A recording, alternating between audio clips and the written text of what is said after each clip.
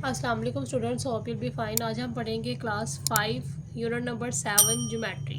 ठीक है, यहाँ पे हमारे पास फर्स्ट डेफिनेशन है इसकी, angle. An angle consists of two rays that have a common starting point. This common point is called the vertex.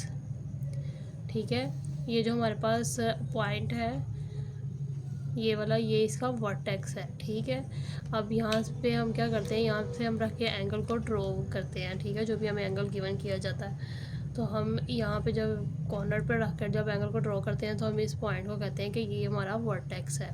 ठीक है, the symbol is use for an angle. ये वाला सिंबल जो है वो हम एंगल के लिए यूज़ करते हैं। ठीक है, उसको रिप्रेजेंट करने के लिए। ये इसकी डेफिनेशन है। उसके बाद straight angle, an angle that mayor exactly 180 degree is called a straight angle. It is a straight line, that's why it is called a straight angle. ठीक है, ये जो एंगल होता है जो हम स्ट्रेट लाइन ड्रॉ करते हैं और यहाँ पे बनाते हैं, ये हमारे पास क्या होता है, 180 डिग्री का एंगल होता है। ठीक है, तो यहाँ पे एंगल बी ओ ए जो है वो हमारे पास 180 डिग्री का, क्योंकि ये एक स्ट्रेट एंगल है। ठीक है, उसके बाद reflex angle, it is an angle greater than 180 degree but less than 360 degree. ठीक है, ये इसकी डेफिनेशन है, ये इसकी फिगर में बताया हुआ है। जिस तरीके से 180 डिग्री से बड़ा और 360 डिग्री से छोटा हो, वो उस एंगल को हम कहते हैं कि वो रिफ्लेक्स एंगल। जैसे यहाँ पे देखें, ये 220 डिग्री है, 180 से बड़ा है और 360 से छोटा है, तो ये हमारे पास रिफ्लेक्स एंगल है। अब इसकी एक्सरसाइज देखते हैं। एक्सरसाइज 7 है, इसका क्वेश्चन है हमारे पास first, identify each angle and write its type under it. तो यहाँ इसका ए पार्ट है, तो ये हमारे पास एंगल दिया हुआ है 180 डिग्री का। ठीक है, ये स्ट्रेट लाइन बनी है, तो ये हमारे पास कौन सा एंगल है, स्ट्रेट एंगल, जो भी हमने यहाँ पे स्टडी किया। तो यहाँ हम राइट करेंगे स्ट्रेट एंगल।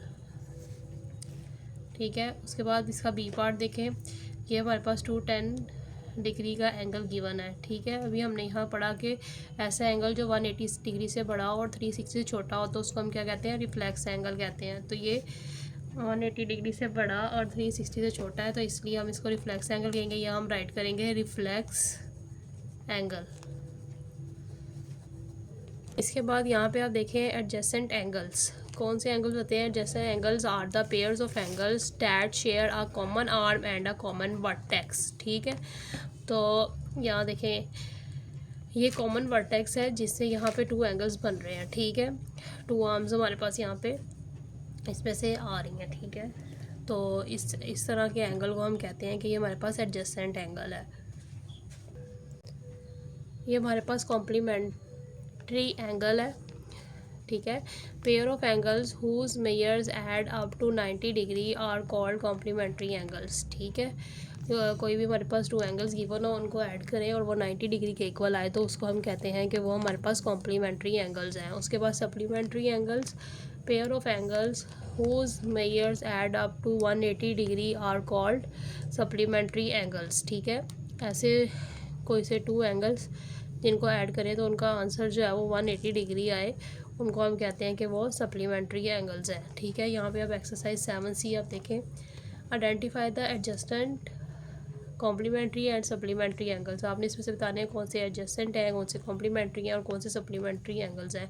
ठीक है, यहाँ पे फर्स्ट एंगल आप देखें, 80 और 74 को हम अगर प्लस करें तो हमारे पास क्या आ जाता है, 154। ठीक है, ना वो 180 डिग्री बन रहा है ना वो 90 डिग्री बन रहा है। ठीक है, तो इन दोनों में से कोई भी एंगल नहीं होगा, ना सप्लीमेंट्री होगा ना कॉम्प्लीमेंट्री होगा। ठीक है, और अगर एडजेसेंट एंगल जो हमने पढ़ा था, हमने कहा था कॉमन वर्टेक्स से टू आर्म्स जाएंगी और दो एंगल बनेंगे। ठीक है, तो यहाँ पे हमारे पास क्या होगा, एडजेसेंट एंगल। ठीक है, यहाँ राइट कर लेंगे। उसके बाद बी पार्ट देखें, यहाँ पे भी कॉमन वर्टेक्स है, आर्म्स आ रही हैं, दो एंगल बन रहे हैं, तो ये भी हमारे पास एडजेसेंट एंगल है। ठीक है, उसके अलावा यहाँ देखें 60 डिग्री और 30 डिग्री दोनों को ऐड करें तो हमारे पास 90 डिग्री बन जाता है। तो 90 डिग्री वाला एंगल कौन सा है, दो एंगल्स को ऐड करें तो 90 डिग्री आए तो वो क्या होता है, कॉम्प्लीमेंट्री एंगल। तो यहाँ पे हम राइट करेंगे कॉम्प्लीमेंट्री एंगल। ठीक है, उसके बाद इसका सी पार्ट देखें, सी पार्ट में भी ये हमारे पास क्या बन रहा है, एडजेसेंट एंगल। और 110 और 70 को ऐड करें तो 180 आ जाता है। तो दोनों एंगल्स को ऐड करके 180 आए तो कौन सा एंगल होता है, सप्लीमेंट्री एंगल। तो यहाँ पे हम लिखेंगे सप्लीमेंट्री एंगल। ठीक है, उसके बाद इसका डी पार्ट है, यहाँ पे भी 65 और 25 डिग्री दोनों को हम ऐड करें तो यहाँ हमारे पास क्या आ जाता है, 90 डिग्री। तो वो कौन सा एंगल बन जाएगा, कॉम्प्लीमेंट्री एंगल। ठीक है, दो एंगल्स को ऐड करें और वो 90 डिग्री आ जाए तो वो कॉम्प्लीमेंट्री एंगल होता है। और ये भी एडजेसेंट एंगल भी है, तो यहाँ पे एडजेसेंट एंगल भी राइट कर देंगे। ये भी एडजेसेंट एंगल भी है। ठीक है, यहाँ पे राइट करेंगे एडजेसेंट एंगल और यहाँ पे 135 डिग्री और 45 डिग्री दोनों को ऐड करें तो हमारे पास प्लस करने से क्या आ जाता है, 180 डिग्री आ जाता है। तो 180 डिग्री के टू एंगल्स को प्लस करके आए तो वो क्या होता है, सप्लीमेंट्री एंगल। तो यहाँ पे हम लिखेंगे सप्लीमेंट्री एंगल। ठीक है, अब उसके बाद यहाँ देखें तो ये भी है हमारे पास एडजेसेंट एंगल है। ठीक है, और यहाँ पे तो दोनों एंगल्स हैं 90 डिग्री और 90 डिग्री हैं, दोनों को ऐड करें तो हमारे पास क्या आता है, 180 डिग्री। दोनों को प्लस करने के बाद तो हम यहाँ पे भी राइट करेंगे कि ये सप्लीमेंट्री एंगल है।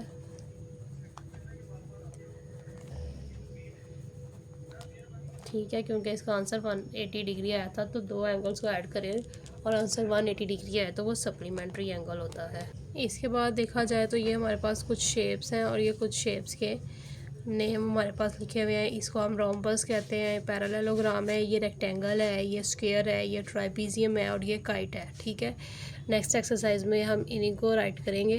ठीक है, फर्स्ट शेप हमारे पास कौन सी है कि उसने क्योंकि कहा है write down the names of each kind of coordinators. ठीक है, ये हम एक्सरसाइज 7 ही कर रहे हैं तो हम यहाँ पे इनके नाम लिखेंगे। तो फर्स्ट शेप कौन सी है, रोम्बस, राइट कर देंगे। यहाँ रोम्बस कौन सी शेप है हमारे पास, ये है पैरेललोग्राम, तो यहाँ पे पैरेललोग्राम राइट कर देंगे। ये रेक्टेंगल है तो यहाँ रेक्टेंगल राइट करेंगे। ये स्क्वायर है तो यहाँ पे स्क्वायर राइट कर दें। ये हमारे पास ट्राइपीजियम है तो यहाँ ट्राइपीजियम राइट कर दें आप। और ये काइट है। ठीक है, तो अब यहाँ पे इसका क्वेश्चन नंबर 2 है, match the column A with the column B. Column A को कॉलम बी से मैच करना है। काइट है, काइट की शेप कहाँ बनी हुई है, लास्ट में, तो इसको इसके साथ मैच कर दें। रोम्बस की शेप कहाँ बनी है, ये रोम्बस की शेप है, इसको इसके साथ मैच कर दें। स्क्वायर की शेप कहाँ है, ये बनी है, इसको इसके साथ मैच कर दें। रेक्टेंगल की शेप कहाँ है, ये बनी है, इसके साथ मैच कर दें। उसके बाद पैरेललोग्राम को इसके साथ मैच कर दें और ट्राइपीजियम हमारे पास ये बना हुआ है, इसको इसके साथ मैच कर दें। तो ये आपकी ये 3 एक्सरसाइजेस सॉल्व हो गई हैं।